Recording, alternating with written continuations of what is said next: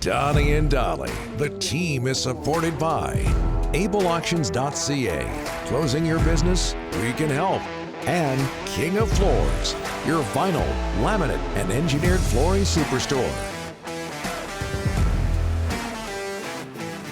All right, we got to get to Nic Petan, Donnie and Dolly, presented by Able Auctions. If you have assets, inventory, or equipment that you need to sell, email sales@ableauctions.ca, and King of Floors, your vinyl, laminate, and engineered flooring superstore.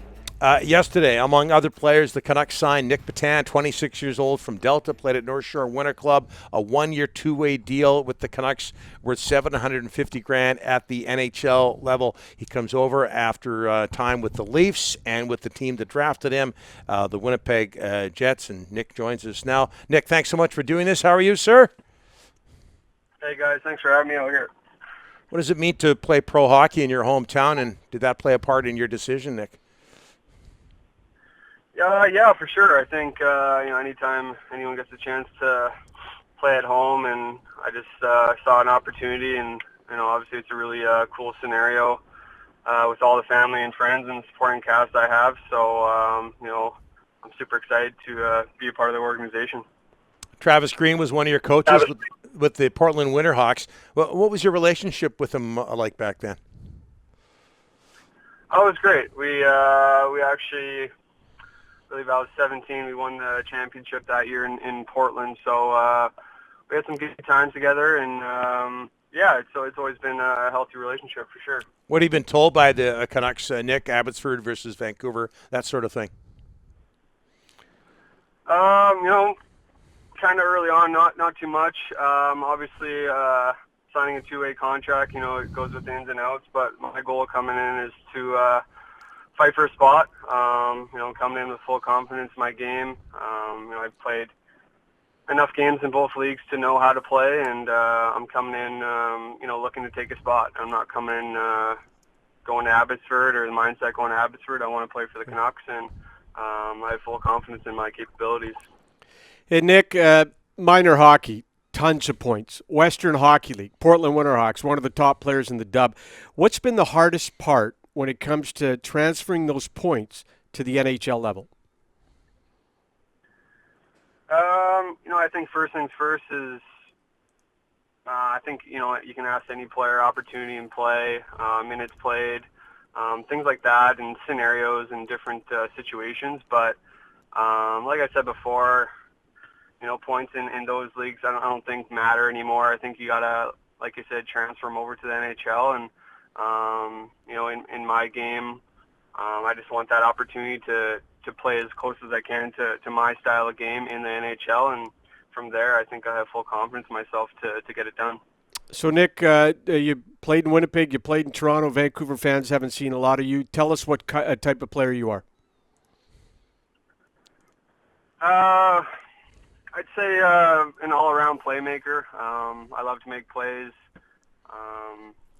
I just try and work as hard as I can, and at some point my skill will take over during those working phases. But for sure, I think first things first is a playmaker. A small guy with skill, but also likes to battle. So I feel comfortable going up against any size player, and I think the last in a few years I've found the back of the net more, so I've gained some confidence of putting the puck in the back of the net. So I think my all-around game has gotten better over these last 3-4 years. Nic, if you had for most of your career had to fight against your bio, 5'9", 175?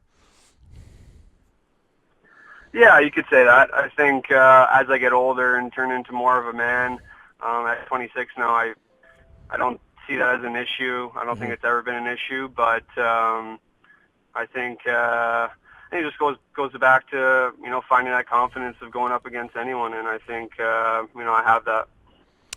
Nic, you went public with this. Your father took his life in 2018. He was suffering from mental illness. You went public with it. There's a documentary about that aired, I believe, on TSN. What led to your decision regarding going public with it?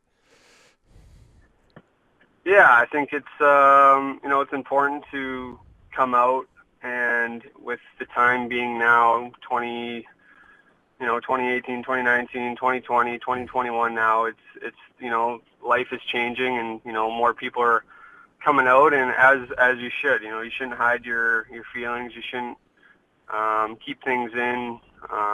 You can go on and on, but I think it was a healthy decision for my family and I, and not just my family, my friends, my supporting cast. It was I had a big crew around me that I think super happy with the decision that we did come out right away, and I think it's made things a little easier moving forward. What did he mean to you, or what does he mean to you, and how did he help you on your journey to the NHL?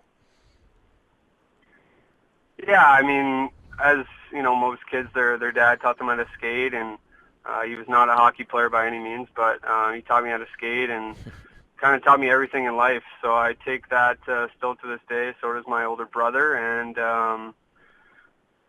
so it's obviously there's still tough days and things like that, but the goal is to move on, and each and every day I work, and he's in the back of my mind, so it's extra motivation to keep going and keep pushing to find my NHL career. Were the Canucks your team growing up, Nick? And if so, who is your favorite player? Yeah, absolutely. I'm always a big Canucks fan. My favorite lines, I think still to this day, was the West Coast Express line with Naslund, Bertuzzi, and Morrison. So I was a huge Naslund fan, huge Bertuzzi fan. So it's an honor just to be a part of the organization. Nick, outstanding. Thanks so much for opening up to us and everybody that watches this show and listens to this show. A lot of people pulling for you. Best of luck with the Vancouver organization. Thank you very much. Thanks for having me on the show. You bet.